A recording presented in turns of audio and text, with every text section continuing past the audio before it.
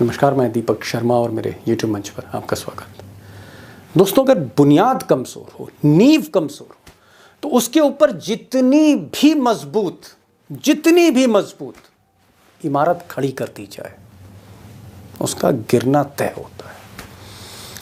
अब महाराष्ट्र में जो एकनाथ शिंदे की सरकार है, यूं कहें मोदी और शाह साहब की जो सरकार है, उसकी नींव भी, उसकी बुनियाद भी बेहद कमजोर थी और गिरना तय था। और शायद अब गिरने का वक्त आ गया है। अब एकनाथ शिंदे जो आजकल हिंदुस्तान के सबसे ताकतवर दो लोग, मोदी और शाह, इनकी गोद में बैठे हैं, उनके लिए आने वाले दिनों में 3 तारीख बहुत इंपॉर्टेंट होने जा रही है। तारीख 1 25 अक्टूबर, उसके बाद 26 अक्टूबर और उसके बाद 30 अक्टूबर 2023। ये तीनों तारीखें एकनाथ शिंदे के लंबे कैरियर में, पॉलिटिकल कैरियर में सबसे इंपॉर्टेंट है। क्यों है, उस पर मैं पर्दा हटाऊंगा, लेकिन पहले असली खबर है। अब असली खबर कहिए या असली सवाल कहिए, और सवाल सबसे बड़ा यह है कि एकनाथ शिंदे का क्या होने वाला है। क्या एकनाथ शिंदे अब चंद दिनों के मेहमान हैं? और क्या हम ये मान लें कि Maharashtra India's richest state, UP के बाद जहां सबसे ज्यादा सीटें हैं, क्या महाराष्ट्र में मोदी और शाह का द एंड हो रहा है, पिक्चर का द एंड होने जा रहा है? अब दोस्तों, खुलासा तो मैं करूंगा और पर्दे भी हटाऊंगा अपने एक्सपर्ट्स की मदद से, लेकिन मैं आपसे चंद सेकंड की मोहलत चाहता हूं। मैं चाहता हूं कि इस पूरे मामले को, पूरे एपिसोड को रिकैप कर लूं, रिवाइंड करके आपके सामने रख दूं चंद सेकंड में। और यह एपिसोड शुरू होता है पिछले साल 2022 में।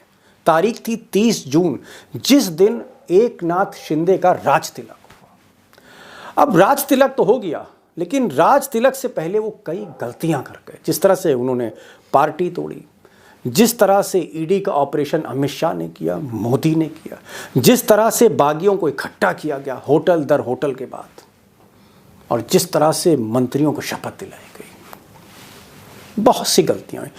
और chief justice of India Chandrachud का कहना है कि पार्टी तोड़ने का तरीका और शपथ लेने का तरीका गलत था। जी हां, इस देश का सबसे बड़ा जज कह रहा, मैं नहीं कह रहा, जज साहब कह रहे हैं, देश के सबसे बड़े जज, पार्टी तोड़ने का तरीका गलत था, शपथ लेने का तरीका गलत था। मोदी और शाह साहब का खेल, वो भी गलत ही था। अब दोस्तों, सच तो ये है, या यूं कहें ऑफ द रिकॉर्ड जो असली बात है वो ये है कि 30 जून 2022 से ये सरकार ऐसे ही चलती रही, सेटिंग से चलती रही। सरकार गैर कानूनी थी, लेकिन चलती रही, सिस्टम चलाता रहा। 9 नवंबर 2022 को एक शख्स आता है जिसका नाम चीफ जस्टिस चंद्रचूड़ होता है। वो इस सिस्टम को हिला देता है। वो कहता है, नहीं, ये जो सरकार है कहीं ना कहीं गैर कानूनी है, कहीं ना कहीं गवर्नर ने गलती की, और अगर उद्धव ठाकरे ने इस्तीफा नहीं दिया होता तो मैं आज उनको वापस कुर्सी पे बैठा देता। और तब चंद्रचूड़ साहब ने मई में कहा, इसी साल, कि स्पीकर साहब, इस मामले पर फैसला करिए। ये जो डिस्क्वालिफिकेशन का आरोप है शिंदे पर, उन्होंने जिस तरह से कानून को, नियमों को ताक पर रखा है और वो मुख्यमंत्री बने, इस पर फैसला दीजिए। दोस्तों, फिर तारीख पर तारीख लगी।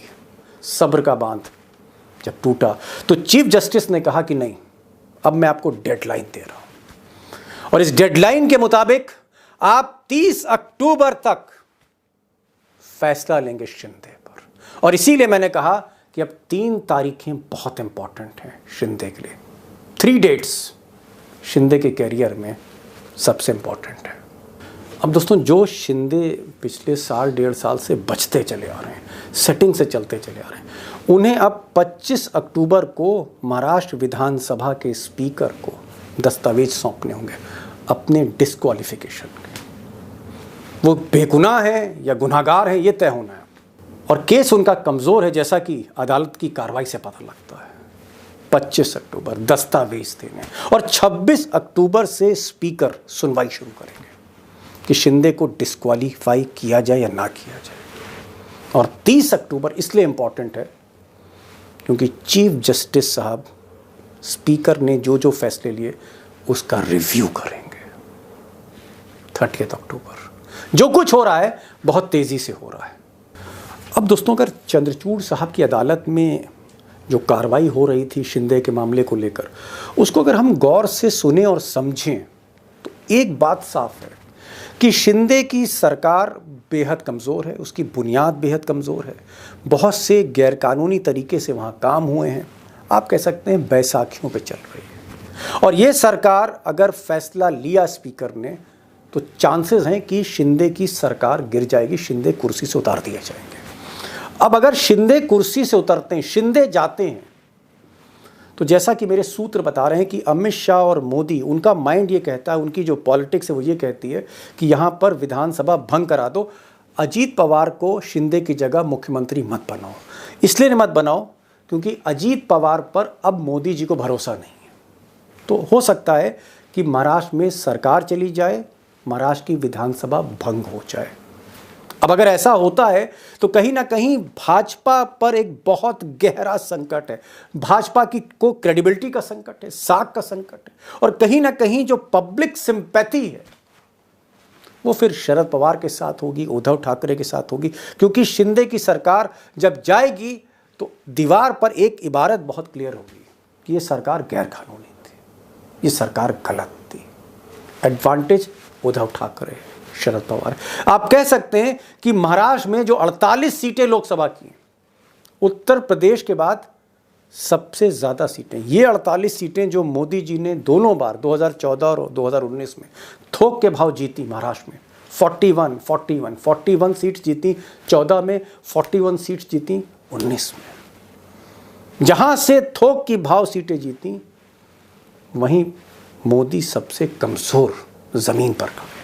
यानी आप कह सकते हैं कि एक बहुत बड़ा चंक सीट का, एक बहुत बड़ी संख्या, आप कह सकते हैं कि थोक के भाव सीटें मोदी के हाथ से निकल सकती हैं।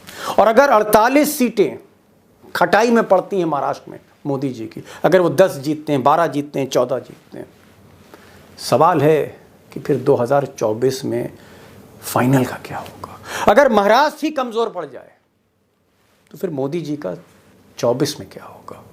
अब दोस्तों, सच तो यह है कि मोदी जी के लिए बिहार में भी मुसीबत है, जहाँ नीतीश कुमार सामने खड़े, तो बिहार भी फंसा हुआ है, बंगाल भी फंसा हुआ है जहाँ इस बार मोदी जी को 18 सीटें नहीं मिलनी है, फंसा तो कर्नाटक भी है जहाँ बुरी तरह मोदी जी हारे, और सबसे बुरी तरह महाराष्ट्र फंस गया है। होने क्या जा रहा है? क्या वाकई 2024 में महाराष्ट्र मोदी जी के लिए बुरी खबर लेके आ रहा है?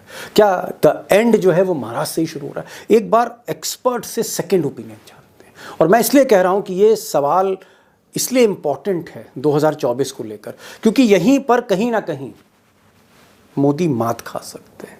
तो वाकई अगर महाराष्ट्र हाथ से निकलता है, महाराष्ट्र में द पिक्चर एंड होती है महाराष्ट्र में, तो 24 में क्या होने जा रहा है?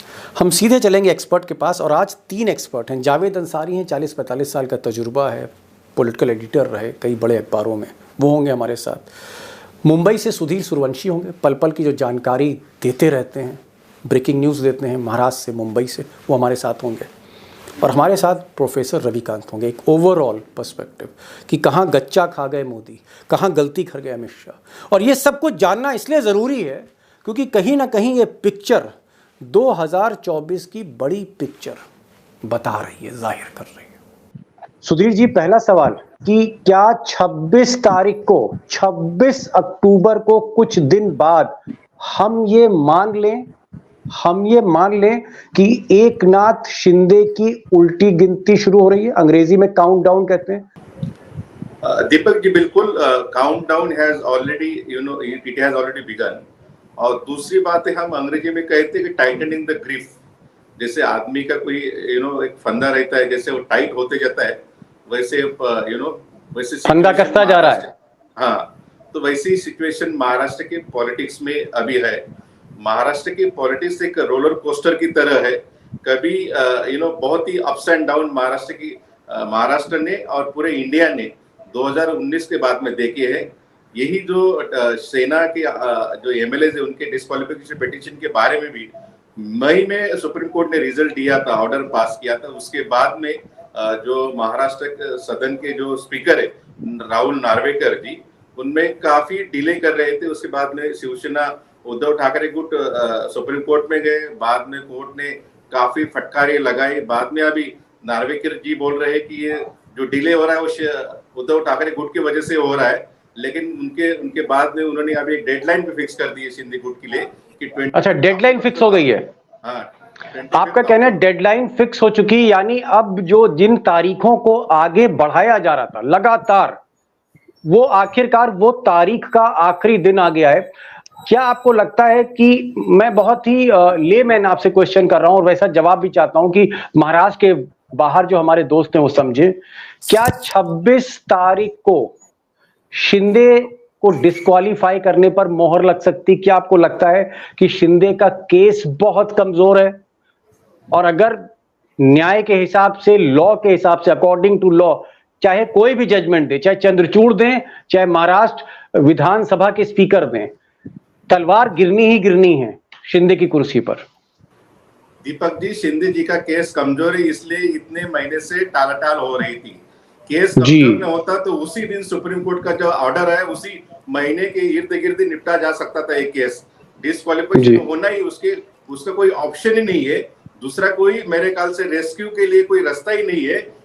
केस कमजोर है, आप कह रहे हैं केस कमजोर है। जावेद साहब ये बता रहे हैं, सुधीर सूर्यवंशी साहब मुंबई से कह रहे हैं, और जो ब्रेकिंग न्यूज है इनका ये कहना है कि 26 अक्टूबर को फैसला हो सकता है, हियरिंग शुरू हो जाएगी। 26 अक्टूबर डेडलाइन थी। शिंदे साहब, चीफ मिनिस्टर महाराष्ट्र का केस कमजोर, यानी शिंदे की कुर्सी जा सकती।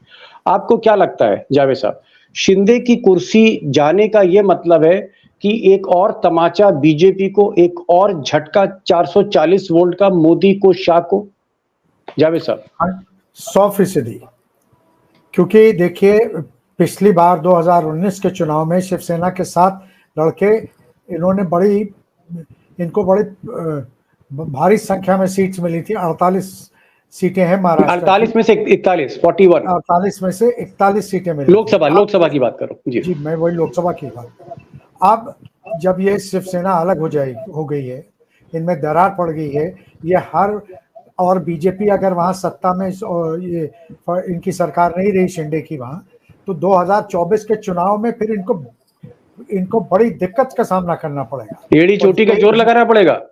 एड़ी चोटी का जोर, ये सर के बल भी खड़े हो जाएंगे तो इनके लिए बड़ी वहां दिक्कत होगी। आपको क्या, जावेद साहब एक चीज, आपको क्या लगता है कि चंद्रचूड़ जैसा एक जज ना होता, पुराने वाले जज होते या कोई और जज होता, मैं किसी का नाम नहीं लूंगा, अगर सुप्रीम कोर्ट मैनेज हो सकता था, पहले भी हुआ है, तो ये सरकार ना गिरती, ये दिन ना देखने को मिलते शिंदे को या बीजेपी को महाराष्ट्र में? क्या कहीं ना कहीं चंद्रचूड़ की वजह से ये फैसला हो रहा है? देखिए, ये तो सुप्रीम कोर्ट की सराहना करनी पड़ेगी कि इसके पीछे बार बार वो टोकते रहे। उन्होंने एक बार दो बार मेहनत दी और इस बार they put their foot down. वो सुप्रीम कोर्ट के ही बिना पे के प्रेशर में ये जो भी होने जा रहा है या जो होने वाला है महाराष्ट्र में, वो हो रहा है। अगर छोड़ दिया गया होता सिर्फ महाराष्ट्र सरकार पे और महाराष्ट्र स्पीकर पे, तो शायद अगले 2024 के चुनाव तक कोई फैसला नहीं होता, यथास्थिति बनी रहती, ऐसी सरकार चलती रहती।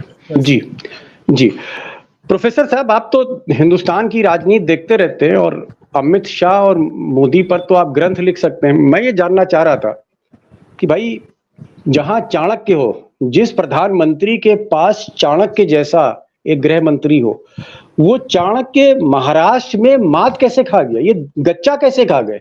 ये दांव कैसे खा गए? प्रोफेसर साहब।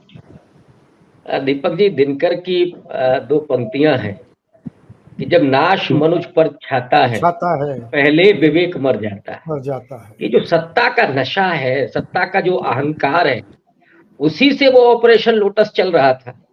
सरकारें लूटी जा रही थी, लेकिन अब तो लुटिया डूब गई है क्योंकि सुप्रीम कोर्ट सख्त हो गया है। तो अब वो सारा धंधा, सारा काले बाजारी जो राजनीति की है, वो अब चौपट होने जा रही है। और इसीलिए उन्होंने अब उस शिवसेना का भी कोई लिहाज नहीं किया जिनके संस्थापक बाला साहब ठाकरे ने मोदी जी की रक्षा की थी, बचाया था उनको। उनका भी लिहाज नहीं किया। शिवसेना के साथ क्या किया, उसको भी डंप कर दिया। और पिछले चुनाव में जो उनका परफॉर्मेंस था वो शिवसेना की वजह से था। 23 बीजेपी ने जीती, 18 सीटें शिवसेना ने जीती। और शिवसेना के साथ दीपक जी हिंदुत्व के अलावा ओबीसी भी है, और अब तो शरद पवार इस खेमे में आ गए हैं। अब जो मोदी जी का ओबीसी कार्ड चलता था वो अब नहीं चलने वाला है। तो हिंदुत्व और ओबीसी दोनों में ही अगले चुनाव में मुसीबत झेलनी पड़ेगी मोदी जी को, नंबर 1। और नंबर 2, जो गद्दारी की शिंदे ने, उस गद्दारी का भी खामियाजा शिंदे प्लस बीजेपी दोनों को भोगना पड़ेगा। मैं तो सुधीर जी से पूछूंगा, गद्दारी वाली बात पर आऊंगा कि महाराज के सेंटी में एक चीज आपसे पूछना चाह रहा था कि कलयुग के चाणक्य, द चाणक्य, मतलब जिसका जो माइंड इतना शार्प है कि जो वो बिसात बिछा देता है वो फिर बाजी ही पलट देता है, ऐसी बातें अमित शाह के लिए गोदी मीडिया कहती थी। तो क्या अमित शाह का जो चाणक्य नीति है ये सिर्फ ईडी और सीबीआई पर आधारित है? क्या अगर राजनीति की जब तलवारें आपस में खिंचती हैं तो फिर क्या शरद पवार और उद्धव ठाकरे उनसे मात खा गए? क्या परिस्थितियों से मात खा गए? क्या चंद्रचूड़ से मात खा गए? या सिर्फ और सिर्फ ईडी की बदौलत जो है वो चाणक्य थे? ये मैं जानना चाह रहा हूं। डेफिनेटली उन्हीं एजेंसियों के जरिए वो सारी जगह वो लूट तंत्र चल रहा था, सरकारें गिराई जा रही थी, विधायक खरीदे जा रहे थे, ये खुल्लम खुल्ला खेल चल रहा था, डराया जा रहा था लोगों को। और वही मोदी जी जो आरोप लगा रहे थे अजीत पवार पर कि अब वो जेल जाएंगे और वही 7वें दिन आकर के डिप्टी सीएम हो जाते हैं। तो पूरा जो खेल है अब वो बदल चुका है, एक्सपोज हो चुका है, जिसमें उन्होंने जो पूरा ईडी, सीबीआई, इनकम टैक्स, इसके जरिए जो वो कर रहे थे, प्रलोभन जो दे रहे थे, वो मुझे लगता है कि अब खेल खत्म हो चुका है। सुप्रीम कोर्ट ने जो शिकंजा कसा है और जो इस समय जनता का दबाव है, जो माहौल है, उसने और ज्यादा परेशानियां पैदा कर दी हैं बीजेपी के लिए। जी जी सुधीर भाई, खेल खत्म हो रहा है, गच्चा खा गए, दांव खा गए। आप बीजेपी को भी फॉलो कर रहे हो, आप महाराष्ट्र की पॉलिटिक्स भी देख रहे हो। What went wrong? Amit Shah से कहां गलती हो गई? मोदी और अमित शाह की मतलब वो कौन सी नीति थी जो उल्टी पड़ गई? दांव कहां उल्टा पड़ा, मैं ये जानना चाह रहा हूं। कहां पर बुनियादी मिस्टेक हुई है, संक्षेप में? देखो दीपक जी, जब उद्धव ठाकरे की सरकार गिराई गई और एकनाथ शिंदे को सीएम बनाया गया, उस टाइम में मेरे ख्याल से हिंदुत्व की 2 आइडियोलॉजी वाली पार्टी है, साथ में आके लोगों ने कहा कि चलो भाई ठीक है, चलता है, ऐसा 2 आइडियोलॉजिकल सेम पार्टी रहे।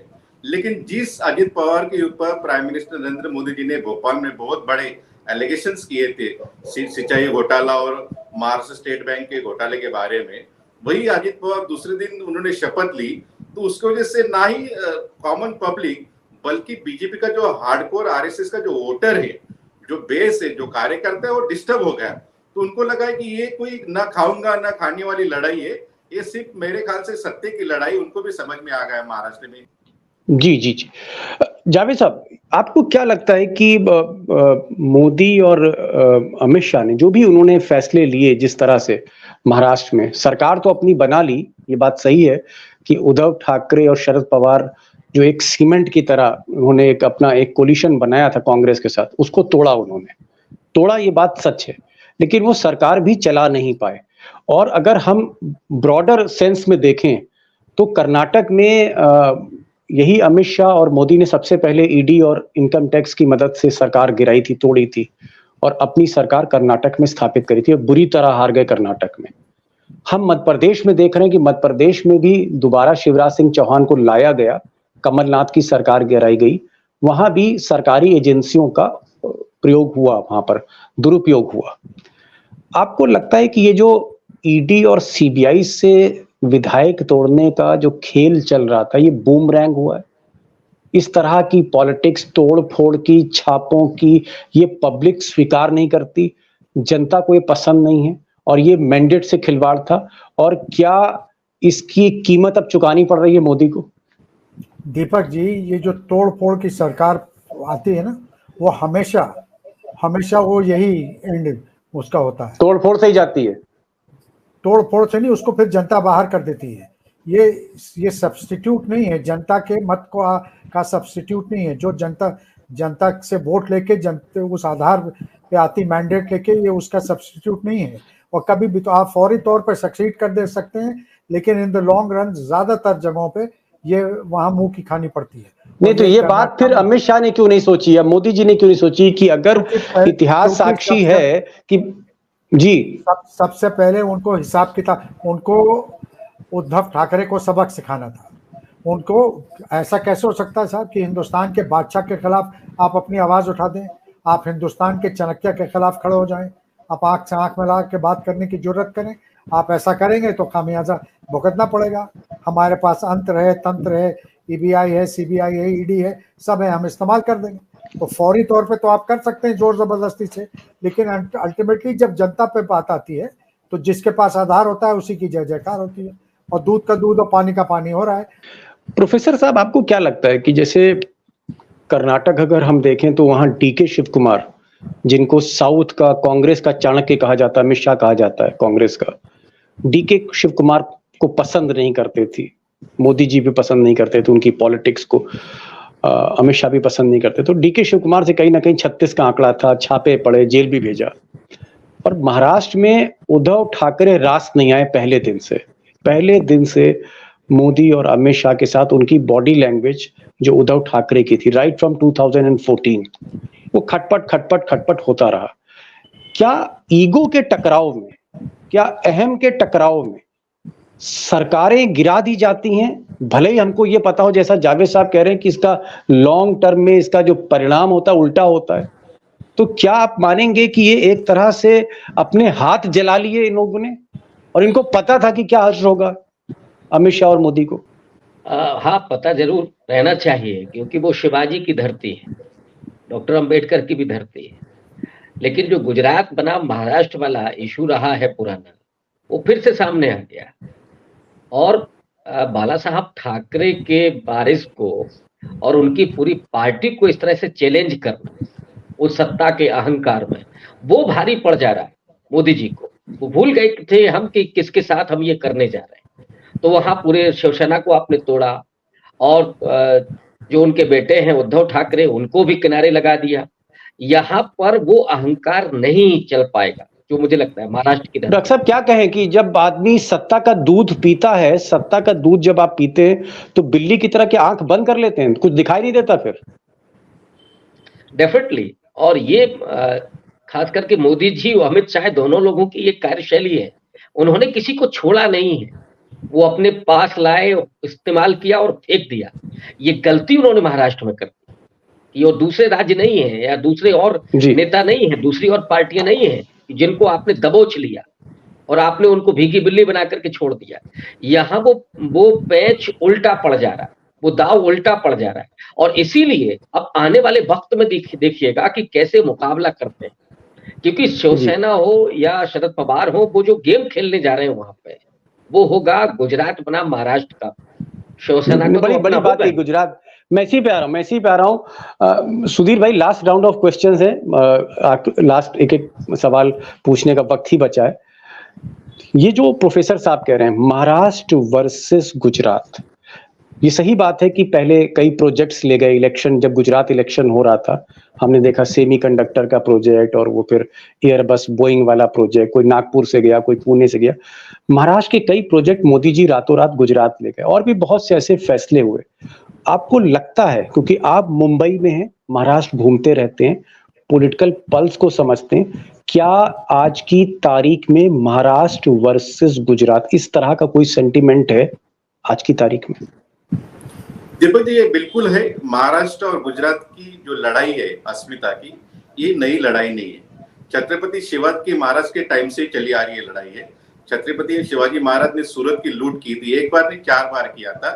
वो सिर्फ लूट इसलिए किया था कि यहाँ का जो गरीब किसान है, मजदूर है, उनको खाने के लिए अनाज नहीं था, और सूरत में बड़ी बड़ी महलें थी, बड़ा कारोबार था। नहीं, आज क्या स्थिति है? आपने पृष्ठभूमि तो बता दी। आज आपको वही मैं दोहराना चाहता हूँ। उसके बाद में मोरारजी देसाई के टाइम पे भी हुआ था, जब महाराष्ट्र गुजरात से अलग हुआ था, वही चीज हुई थी 2019 में भी। आपको याद होगा, जब किसी पार्टी को बहुमत नहीं मिला था तो शरद पवार ने काफी अच्छी लाइन कही थी प्रेस पर में। वो बार बार कहते थे कि अमित शाह को सरकार बनाने का और गिराने का काफी बड़ा अनुभव मैंने ऐसे पढ़ा है और देखा है। मैं वो चीज महाराष्ट्र में देखना चाहता हूँ। उन्होंने बार बार चैलेंज दिया अमित शाह को, तो आप सरकार बनाई कैसे बनाते हैं, लेकिन जब भारतीय जनता पार्टी शिवसेना को अपने साथ ले नहीं पाई, सरकार बना नहीं पाई, उसके बाद उन्होंने महाविकास आघाड़ी का संगठन किया और सरकार बनाई। वो रिवेंज लेने के लिए उद्धव ठाकरे की सरकार गिराई गई, शरद पवार की पार्टी तोड़ी गई, लेकिन रिवेंज का उल्टा परिणाम महाराष्ट्र के लोगों में हो रहा है। उसका मेरे ख्याल से अलग तरह से लोग ले रहे हैं कि महाराष्ट्र के लोगों के ऊपर गुजराती लोग अन्याय कर रहे हैं, अत्याचार कर रहे हैं। इसलिए जो इलेक्शन जो है प्रोफेसर रविकांत जी कर रहे हैं कि महाराष्ट्र बनाम गुजराती हो सकता है, वो बिल्कुल हो सकता है। वैसी मेरे ख्याल से उसकी वैसे सोशल बैकग्राउंड भी है जी। जावेद भाई, आखिरी सवाल आपसे ही है। आपको क्या लगता है कि चलिए पूरी कहानी हमने सुन ली कि अब शिंदे साहब गलतियां कर बैठे, उस गलतियों का हिसाब किताब होने जा रहा है, डे ऑफ जजमेंट आ रहा है धीरे धीरे, और डे ऑफ जजमेंट से कोई बच नहीं पाता। जो भी दुनिया में पैदा हुआ है तो उसको डे ऑफ जजमेंट का सामना तो करना पड़ेगा।